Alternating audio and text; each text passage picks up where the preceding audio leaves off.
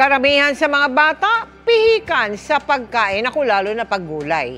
Kailangan pa man din yan ng kanilang mga katawan, para hindi sila sakitin at mas maging aktibo sa pag-aaral.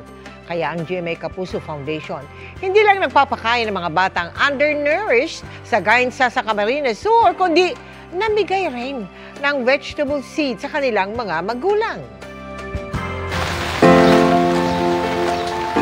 Payak ang pamumuhay ng pamilya ni Rosalie sa bayan ng Gainsa sa Camarines Sur. Marami siyang mga tanim na gulay para may maiahin sa hapag.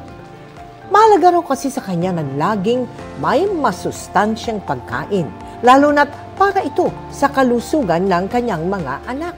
Kumukuha po ako ng mga pananim na itinanim ko po. Meron na po kaming ulamin. Bawas na sa gastusin, masustansya pa po.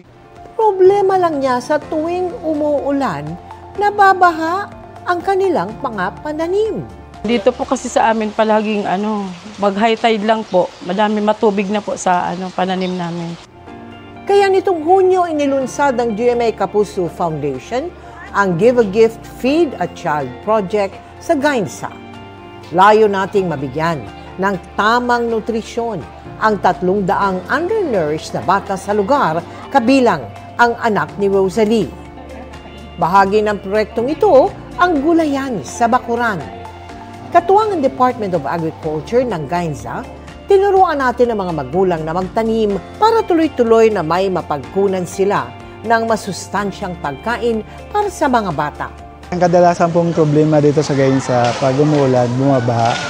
And part of the urban gardening is the vertical farming. Maglalagay na lang tayo ng mga sabitan para makapagtanim. I-recycle lang yung mga like pet bottles, mga sirang palanggana. Pwede na yung gamitin as pots.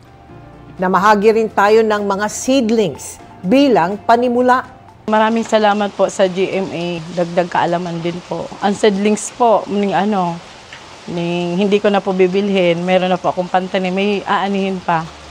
At sa mga nais makiisa sa aming mga projects, maaari po kayong magdeposito sa aming mga bank account o magpadala sa Cebuana Luwalier.